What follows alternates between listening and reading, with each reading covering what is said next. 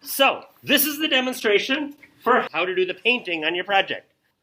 Can you tell what I did wrong on my project? Sanded the wrong side. So, this is your last chance to cross off your name if you rounded the side with your name on it by mistake. Because after you're done painting today, you're not going to be able to read what's on the front side.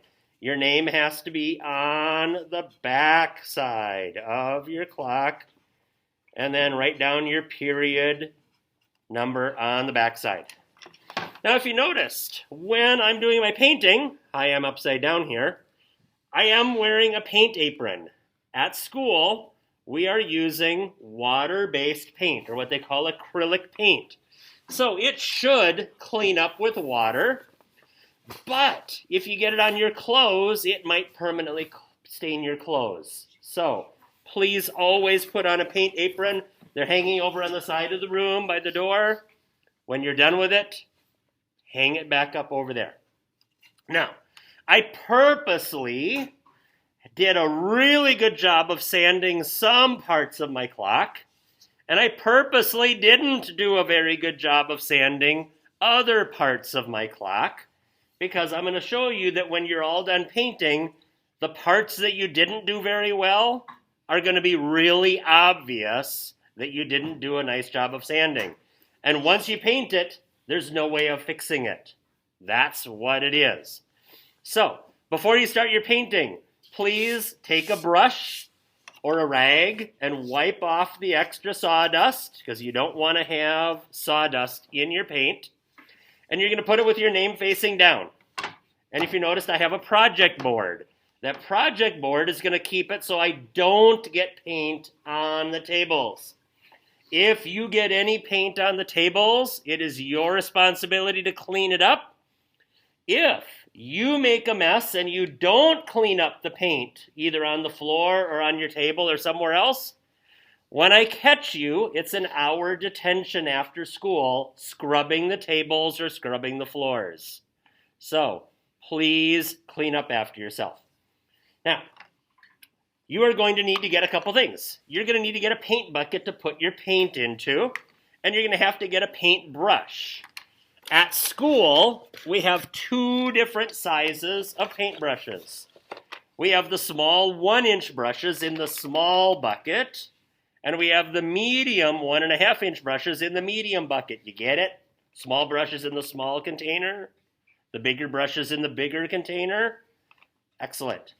And if you noticed, the bristles are all pointing up, because that way I can prove at cleanup time that they're all clean. If you don't do a good job cleaning the paintbrushes, they will get wrecked right away. So, you can choose whichever size paintbrush you want to use. I'm going to choose the medium-sized paintbrush for now. And we have lots and lots of different colors to pick from at school. At school, we have lots of different colors. So, if you go through the paint bucket and the color that you want is all gone, just let your teacher know, and we will get another bottle of paint to bring out and fill up. You can choose whatever colors you want because it's your project. But once you pick a color, you're going to leave that bottle of paint at the paint cart, and you have to mix it up. The reason why you have to mix it up is because there is pigment at the bottom of the paint bottle, and a lot of times the liquid separates on the top. And if you don't mix it up, it's going to be really bad quality paint. How many people noticed that when I was mixing, I had my finger over the lid? Why do you think I did that?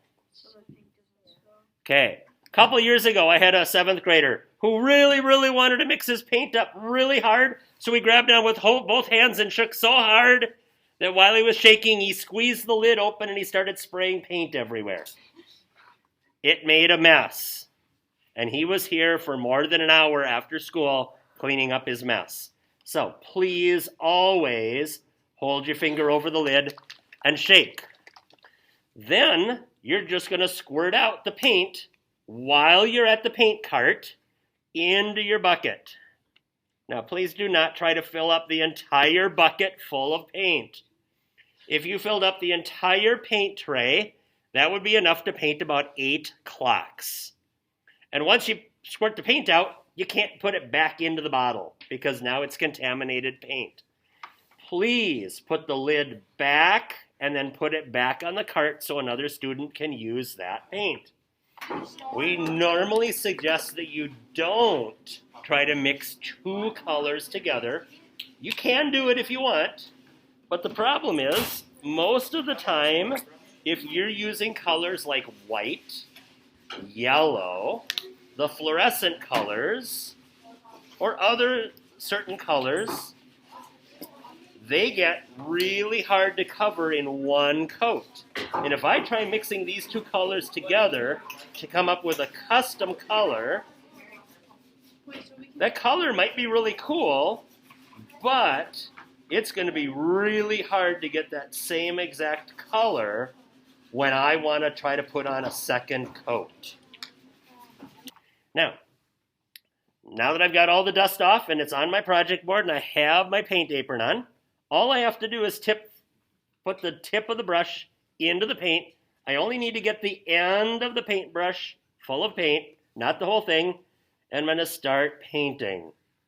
Now, I chose a metallic copper color, and we don't have a lot of metallic colors, but I picked a metallic color just so I can show you something kind of cool that happens with the metallic paint. Now, am I done painting? Do I need to paint the middle? No. Why not? Because you're going to have a circle.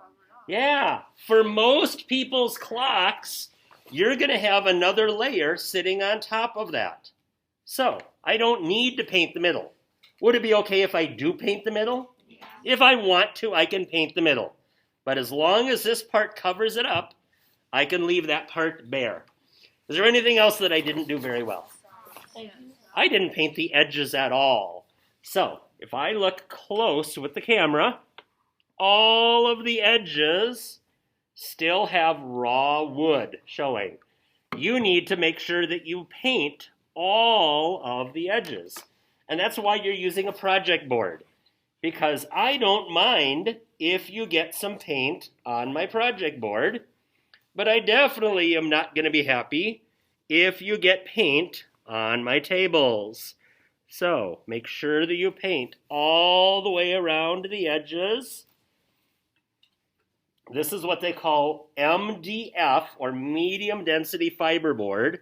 And sometimes the edges, especially if you don't do a good job sanding, soak up the paint and it looks like you painted it, but you really didn't because it all soaked in. Am I done? It's not very smooth, is it? All right. So what I do is I like to get all of the color on the clock first, and then once it's all covered, then I go back and I rebrush it.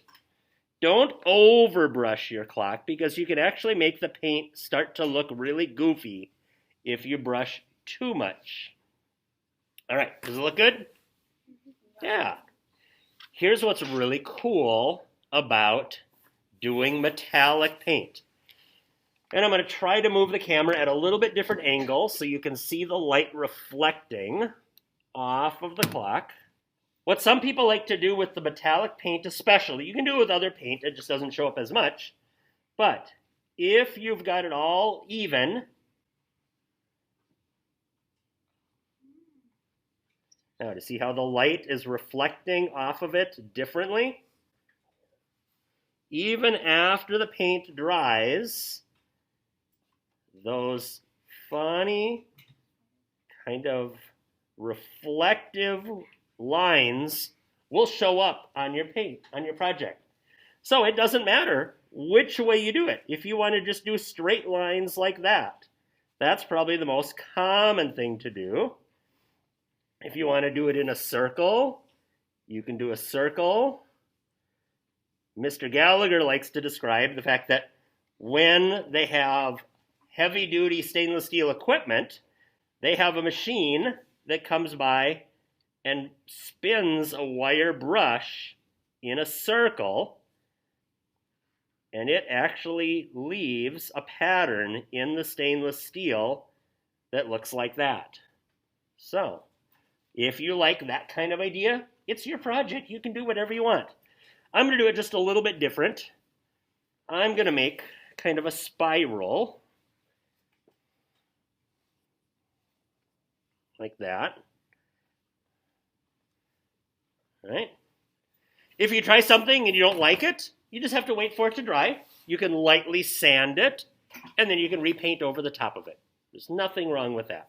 But does it look nice and even now? All right, that's what I should look like.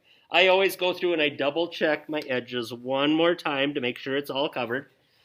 And if you noticed, I only did one color at a time. What would happen if I took some of my maroon color and shook it up, and I squirted it into a different container?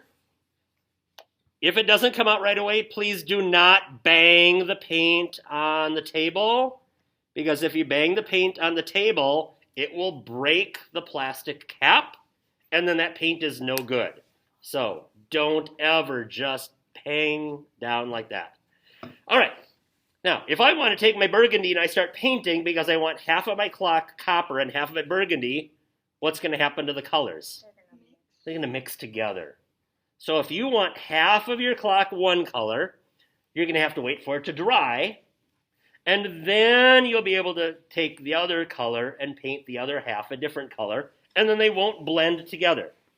If you want to do something kind of interesting with your paint, I'm going to show you something kind of cool that you can do. Now, didn't I say it's going to blend together? If you purposely want to blend the colors together, you can do something like this. While the first color is still wet,